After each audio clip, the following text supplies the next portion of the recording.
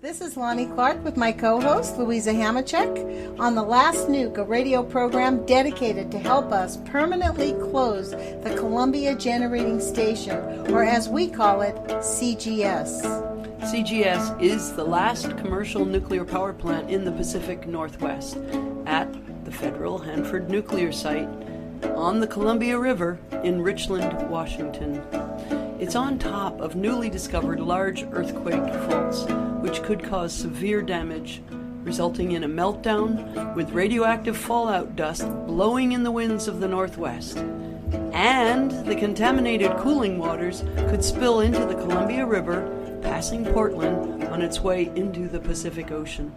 Join us each week as we share information and actions we are taking to realize the immediate permanent shutdown of the CGS nuclear power plant to help safeguard our families, our friends, animals, and our environment. Thanks for joining us.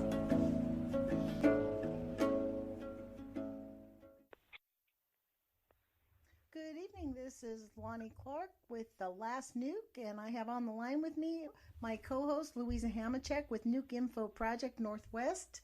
Today is August 9th, 2019, and it is one of the events of a severe nuclear bomb, one of the first nuclear bombs ever dropped on the planet. We thought we'd talk to you today about how the Columbia Generating Station, what the Columbia Generating Station has to do with war. So, Louisa, why don't you introduce that topic, and our listeners will understand how this actually really relates to the events of today. Okay. Well, today, sadly, is the anniversary of the bombing of Nagasaki, the second of the two nuclear bombs that the United States dropped on Japan. That did end World War II, but it was a dreadful experiment of what nuclear bombs could do. And since that day, 74 years ago, on August 9th, 1945, when the bomb was dropped on Nagasaki, I think the whole world gasped to realize the horror of an entire city being wiped out at once. And then the center of the cities were incinerated. Just, that's a good way to go, I guess. And then the edges had many survivors, but of them, many died in that first week. Then many more died, then more died, and more died of lower level radiation poisoning, sickness, burns, and then the diseases that come in, the leukemia and the cancer that develops over the next 20 years and kills people. And so that was 170,000 killed right off at Hiroshima bombing and 70,000 right off at Nagasaki. Anyways, it made the world shocked and saddened, and luckily the world and humanity has not incinerated another city with a nuclear bomb. It is such a wielding of power. And then we think, well, why did they have the Columbia Generating Station where they were making the Nagasaki bomb? What does it have to do with it? It still is there at the Hanford nuclear site, Hanford Reservation. They call it different things. It was the Manhattan Project's place for making the plutonium fuel that they used for the Nagasaki bomb. And they really were doing two different kinds of bombs. The Hiroshima bomb was one type, and Nagasaki was fat man and little boy. The two different bombs. They took all their measurements, our government did, and the whole world did, of how many kilotons, how many people you can kill with a singular bomb, and then the radiation sickness, and all that became monikers for measurement of how you kill with radiation, how you kill with uranium, how you kill with plutonium. It brings me back to the research I've been doing this week, building up towards this somber time period between of the 4 days, August 6th, 7th, 8th, and 9th, that I like to pause and fast in this time period, thinking I just want to suffer just a little bit to remember what we did as Americans. Me, Louisa? Yes. Did you just say that you fast from the 4th until the 9th? I do. No, from the 3rd. I mean, from the 6th, Hiroshima Day, to the 9th. And how long have you been doing that? Let's see, about 5 years, actually. So that's just in honor of the suffering for the people who died and who have suffered subsequent to the bomb. Yes. Wow. Today I thought, well, why didn't my parents prevent that from happening? It happened when I was not even born yet, 1945. I'm 63. And then I think, what could they have done about it? And now we have Trump in there. What could I have done about it? My dad was 26 and my mom was 18. So then it was my grandparents. My grandfather had come over at 18 years old from Germany. But they believed in it, Louisa. They thought that this, I think until, so I'm going to say this. I've read that they did not need the nuclear bombs to stop the war, that they did it really as a science experiment, because they actually, when they dropped the bomb, they weren't sure it wasn't going to blow up the entire planet, and they did it anyways. So I mean, this is the really kind of the two conversations. We have the International Atomic Energy Agency version of it, and we have the actual history of really what the real facts present. Because and there were some of the warmongers or the hawks or the people. There's, World War II was at first called the Good War because we were after a real bad guy, Hitler, and then Pearl Harbor, the Japanese bombing our ships, our Navy ships at harbor in Hawaii. And that was considered an atrocity, that they should do that to us. And so that gave us the right to bomb the Japanese, we figured. We had been firebombing Japan in the weeks leading up to this. Since Germany caved in May, I believe we were then put our attention into the Pacific theater and got to firebombing Japan.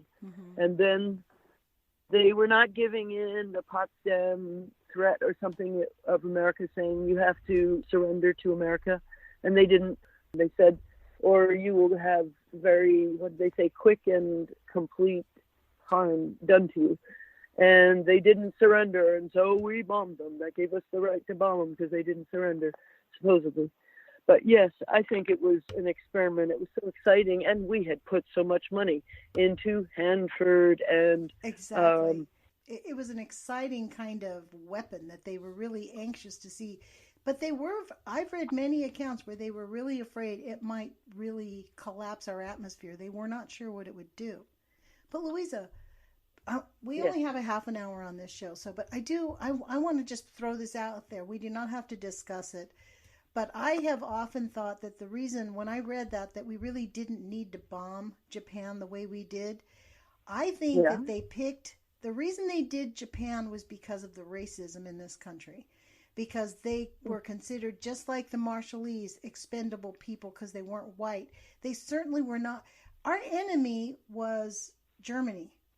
The people who thought this bomb up was Germany.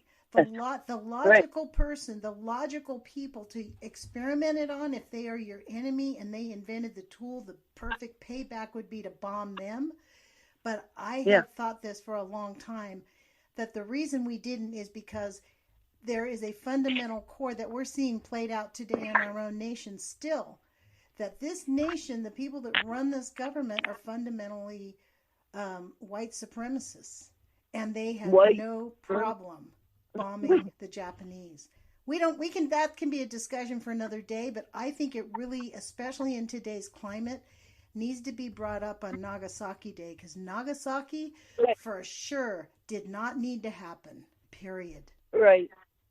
It was easier. And in our country, we'd had, after the Chinese had built the railroad as the main labor with us on building the railroad across America. And then in 1898 or something, they were all, when we finished it, they were let go. And then they were all around being jobless around America in the West. And so they created these anti-Chinese acts in America, and then they created anti-Japanese acts. And then, so they created an act to say they weren't allowed to be here if they didn't have something. They weren't allowed to own properties. There was all these anti-Asian type things going on, and then we bombed them. That's right. Yeah, so I think you're right on that one, that it was easier to bomb not your grandparents' home. Right. Like, there were so many Americans who came from Germany. Our grandparents England, came from there. Look, the whole place would have been completely kablooied. And I'm bringing it back to what I just read from the book Carbon Free and Nuclear Free by Arjun Makhijani. He was challenged by Helen Caldicott to write this book, and the back part of it makes a connection of nuclear. It speaks about how we can get off of burning, making global warming happening from bad energy sources without having to resort to nuclear power, which many people are saying, see, now we really need nuclear power because burning oil and coal is making the pollution of the carbon dioxide, and nuclear is pollution-free. We have to get over that pollution-free concept because it is so full of pollution. It's almost that the nuclear power plants were just used to cover for the creation of plutonium.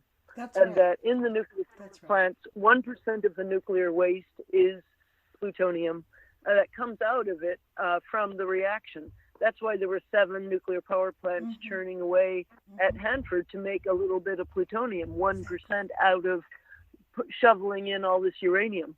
Uranium-239 is what mainly surrounds it. Uranium-235 is what has the chain reaction, and there's only a little bit of that, like 5% in the fuel rods that are in there. The other part is uranium-239, and you bombard that with enough neutrons, and out of it in the waste is 1% is plutonium-239. U-238 becomes plutonium-239, just a little bit of it. And then you got to cook that and pre-process it and get that out of there. And then it is used in bombs. So to keep them going all the time. So I just had to get that said. Did you get that from this book today? Yes. So I'm going to have a link to that book. I actually just found a PDF of it, 290 pages. I'll put it in my Google Drive and put the link in it on our Spreaker channel, and it'll go up on iTunes. But on my Spreaker channel, it actually shows links, and on my YouTube channel, it shows links. Yeah, it's a nice kind of simple description of it in the last page of it. And Makhijani also has on the myths of nuclear power. But this was a very good description. And in here is a quote from Oppenheimer, who designed the nuclear bomb and created the nuclear bomb, who was the lead scientist of the Manhattan Project. And he was then made the chairman of the General Advisory Committee of the Atomic Energy Commission.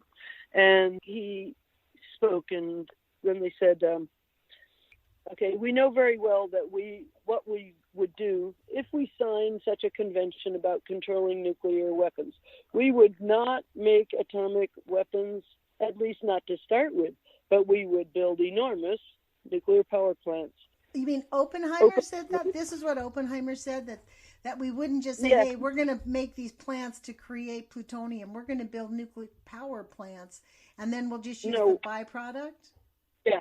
They say they were trying to, at the time, also afterwards, they were testing, they were doing the nuclear bomb tests, and they wanted people to think that they were okay. So there was this public relations thing going on that was about how uranium is such a great thing to use, and it's a modern day thing like plastic, and it's such a great thing. So they said power plants, nuclear power plants sounded so wonderful and fresh and clean and wonderful. Wow. So now Oppenheimer, he says, we know very well that what we would do if we signed such a convention, the convention being to limit nuclear arms. And it says, we would not make atomic weapons, at least not to start with, but we would build enormous plants, and we would call them power plants. Maybe they would produce power. We would design those plants in such a way that they could be converted with the maximum ease and the minimum time delay to the production of atomic weapons, saying this is just in case somebody two times us. We would stockpile uranium. We would keep as many of our development secret as possible. We would locate our plants not where they would do the most good for the production of power, but where they would do the most good for the production for protection against enemy attack. I feel like the Columbia Generating Station is being kept open for some reason that doesn't compute with me, because we have zillions of windmills that have been installed by government grants to companies that brought these beautiful, enormous windmills, and there's hundreds of them covering the Columbia Gorge right near Hanford, right where the winds are.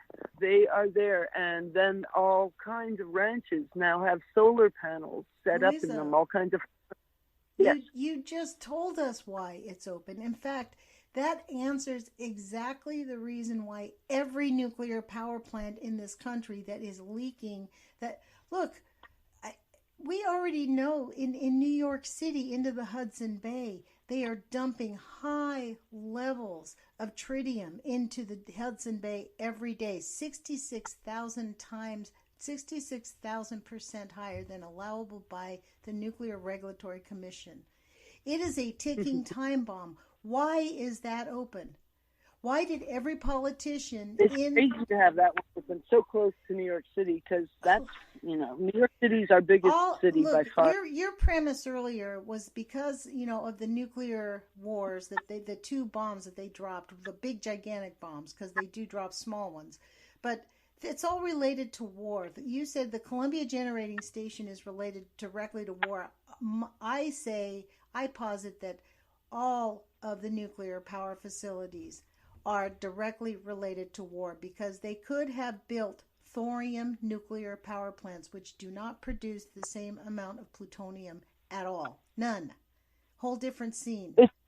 But they chose to build these ones, and not only did they choose to build them, they have chosen to keep them open when they are leaking like sieves into our environment. We are held captive by the industrial military complex and the war machine. Okay, so we want to bring it back to, how does the Columbia Generating Station participate in annihilation of people with nuclear and atomic weapons? I have one part of it that I'm very adamant about, and that is like 90% of the waste that is generated by that nuclear power plant is depleted uranium. It's the wimpy uranium without very much radiation, supposedly. But that, and it has a very long, millions of years of a half-life. So it goes on for a long time at a small level, whereas some of the other materials are burnt off they give off the radiation half-life of 30 years, the main things. But the depleted uranium is left over, and now it's being used as weapons in Iraq, the Balkans, in many places, and it's now turned into an industry in America to make weapons of depleted uranium and sell them to other countries.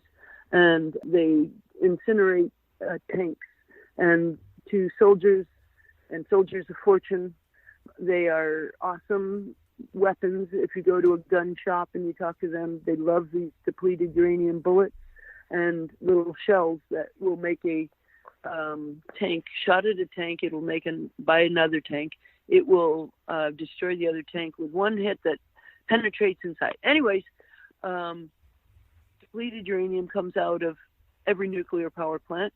We need to stop and create an international ban on depleted uranium, because micro dust of depleted uranium is ceramic dust particles that will go up through plant vascular systems, into our blood system, into our nose, into our body, lodges wherever it lodges in our body. It creates a cancerous tumor of destroyed DNA around it that has gone crazy and chaotic, and then it dislodges and goes to another part of our body and does it again.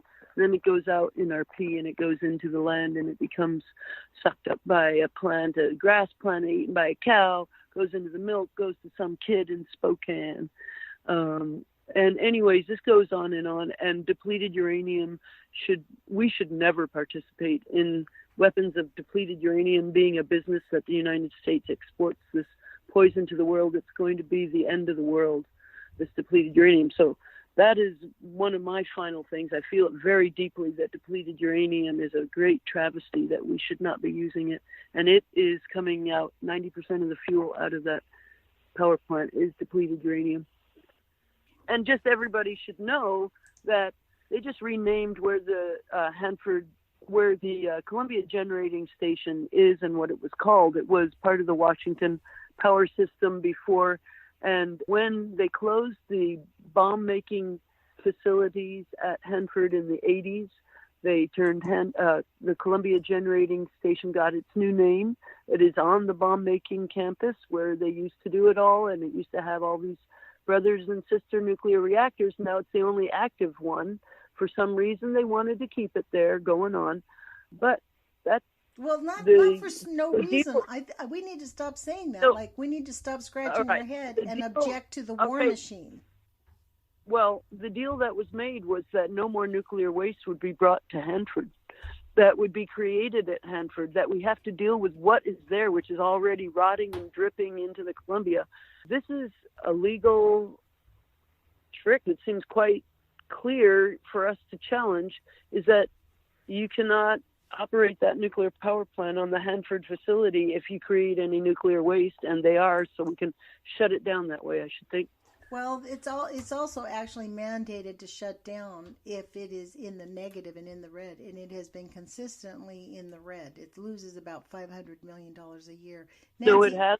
Yes. Nancy Newell and I were talking about this legally, but this is the issue. Because the industrial military complex wants this machine open, because it provides them with a product, because there is no waste. It is a byproduct. Well, I have to also mention then these two things. It was automatically given its renewal license, and a few years ago, after we were protesting and saying how obviously it will be shut down. For 40 years. It wasn't a renewal license of 10 years. It got a 40-year initial license, and now it's got another 40 years. Yeah. And in that book by McCullough about the economic viability of the Columbia Generating Station, it says that it has more accidents or scrams than 80% of the nukes of America. That means it's bad. Yet, in the Tri-City Herald newspaper, they were very excited, the local newspaper up there, to report that it passed all these tests this year to become one of the best nuclear power plants of America. And it got a rating this year of running so well that it has now blown away that economic test that you are referring to that we thought was going to shut it down, because now it's rated as one of the most reliable and best nuclear power plants. Well, on that, Louisa, we need to end. We have about a minute and a half left. I want to thank everybody. I know we rambled on here and there, but as you can see, we try to jam a lot into a half an hour, and it's kind of difficult to keep it super tight. We're neither one of us are professionally trained, as you can tell, and we are doing our best to bring you this information and have a coherent conversation. So we appreciate your input. If you want to reach us, you could send us an email at ageoffission, AGEOFFISSION @gmail, and give us a suggestion if you want. But it is August 9th, 2019. This is the anniversary date of the end of the first nuclear bomb week. All right, and we'll keep building it up. We'll keep finding out more information and hooking it in and bringing it out to the people.